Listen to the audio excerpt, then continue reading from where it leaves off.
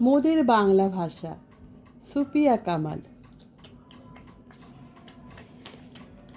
মোদের দেশের সরল মানুষ, কামার কুমার জেলে চাষা, তাদের তরে সহজ হবে মোদের বাংলা ভাষা।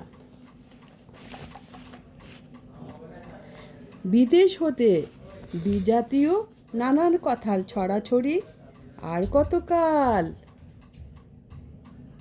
দেশের মানুষ থাকবে বলো সহ্য করি। যারা আছেন সামনে আজও গুণী জ্ঞানী মনীষীরা, আমার দেশের সব মানুষের এই বেদন বুঝুন তারা। ভাষার তরে প্রাণ দিল যে কত মায়ের কোলের ছেলে, তাদের রক্ত পিছুল পথে এবার যেন মুক্তি মেলে। সহজ সরল বাংলা ভাষা সব মানুষের মিটাক আশা। আমাদের মাতৃভাষা বাংলা সম্বন্ধে এই কবিতাটি লেখা হয়েছে। আমরা বাংলা ভাষার কথা বলি। আমাদের বাবা মা দাদা দাদি নানা নানি ঠাকুরদা ঠাকুমা সকলেই বাংলা কথা বলেন। বুবুকে পড়াচ্ছে আরও শুনতেছে।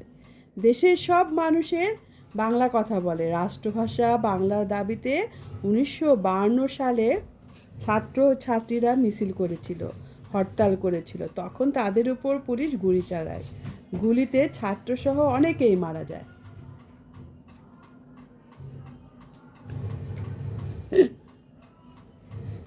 মাতৃভাষার চেয়ে প্রিয় আর কোনো ভাষা হতে পারে না। বাংলাদেশের সব মানুষের ইচ্ছে আশা ও আকাঙ্ক্ষা মাতৃভাষাতেই ভালোভাবে প্রকাশ করা যায়। বাংলায় কথা বলার সময় বিদেশি ভাষা ব্যবহার না করাই ভালো। আয়েশার সাথে সাথে চান্টুর কথা শুনে। চান্টু ঘুমায়, বিড়ালরা ঘুমায় আর জিকির করে।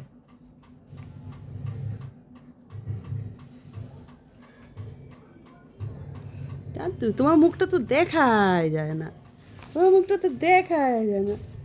তোমার বালিশটা কোথায়? হ্যাঁ, বালিশটা দিব? আচ্ছা দিই।